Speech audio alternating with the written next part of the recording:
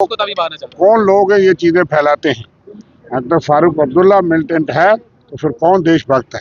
हम ये मानते हैं कई बार के मुख्यमंत्री और उनके ऊपर कई किस्म के हमले हुए, इसलिए किसी एक आदमी की ये सोच कैसे बनाई जाती है। कुछ बयानात कई किस्म के जहर उगले जाते हैं और उन ताकतों को शनाख्त करने की जरूरत है जो इस तरह के लोगों की जहन बदल देते हैं।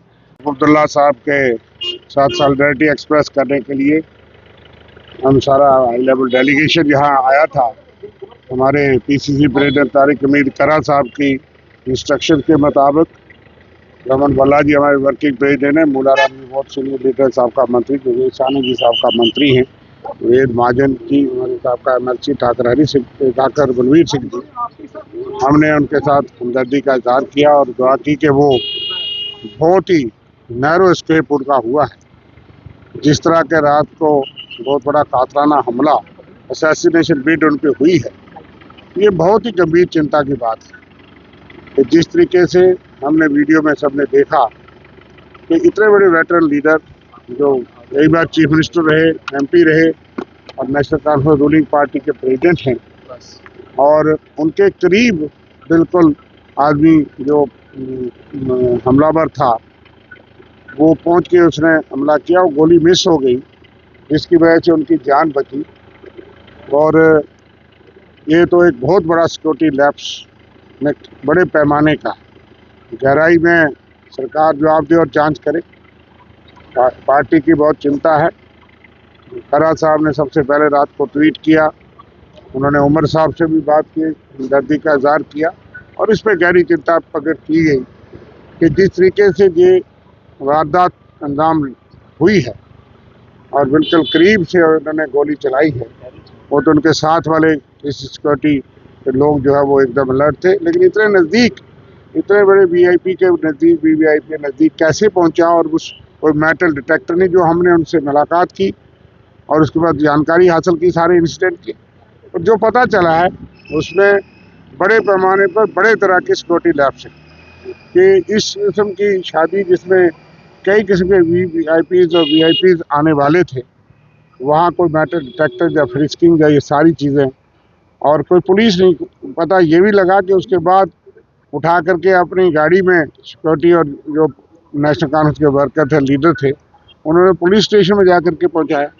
ऐसा तो हमने नहीं देखा। यहाँ कई बार के कैबिनेट मिनिस्टर यहाँ खड़े हैं और ड्यूटी ज़रूर है, ये किसकी जिम्मेदारी है। एक तो जिम्मेदारी फिक्स होनी चाहिए, इसकी पूरी जांच होनी चाहिए। एक ऐसे नफरत के माहौल में जो है जिस आदमी को उनके शरीर के साथ, उनकी जान के साथ दुश्मनी हो गई, विचारों से तो अलग हो सकता है, लेकिन यही तो हम कह रहे हैं कि देश में जहर घोल दिया गया है कई तरह के। डॉक्टर फारूकुल्लाह बहुत वेटरन लीडर हैं, उनकी अपनी पार्टी है, सरकारों में रहे, लेकिन जाती तौर पे तो कोई अदावत उनकी नज़र नहीं आती। ना उस आदमी ने जो बयानात हमने सुने मेरी उसके बाद भी उसको कोई अफसोस नहीं। वो कहता 20 साल से मैं तैयारी कर रहा था और बिल्कुल नज़दीक इस तरह से एक जो एनएसजी प्रोटेक्टी है, Z+ सिक्योरिटी है, तो बड़ी अचंभे की और सरप्राइजिंग और शॉकिंग बात है कि इस तरह की वारदात हो पाई। वो तो किस्मत से बचे हैं, इसलिए हम गंभीर चिंता का इजहार करते हैं और ये मांग करते हैं कि सिक्योरिटी लैब्स को जांच हो, इसके पीछे साजिश की भी जांच हो, उस सोच की वजह से, और कौन लोग इसके पीछे थे और कैसे हुआ और किन की गलतियां, उन पर कोई जिम्मेदारी भी ठहराई जानी चाहिए। सिक्योरिटी रिव्यू भी होना चाहिए। आज सारे लोग जो मुख्तलिफ विचारधारा रखते हैं इस जहर के माहौल में, उन सब की जान को खतरा है कि वो अपना विचार एक्सप्रेस कर नहीं सकेंगे कि अगर हर आदमी के ऊपर इस तरह की वारदात, वो तो एनएसजी और Z+ सिक्योरिटी प्रोटेक्टी है, तो और भी बड़े लोग हैं जो मंत्री रहे, एमएलए रहे, बड़े नेता हैं, उनके पास तो सिक्योरिटी इन्होंने विड्रा की हुई है। आज की सरकार ने वो सिर्फ एक मखसूस पार्टी के लिए हैं बची, उनकी जान को भी जो है खतरा है। पूरा सिक्योरिटी रिव्यू होना चाहिए, ये हम मांग करते हैं। और वो लोग इसमें गफलतबाजी जिनकी है, उनकी जिम्मेदारी भी फिक्स होनी चाहिए। और एलजी साहब के तहत ये सारा कुछ आता है, क्या क्या लैप्सेस हैं, किसके क्या लैप्सेस, और इसके पीछे उस आदमी की सोच और उसके पीछे जो हमारी जानकारी है शहर से, वो हमें भी है, लेकिन हम मांग करते हैं कि इसकी पूरी जांच हो और रिस्पॉन्सिबिलिटी फिक्स हो।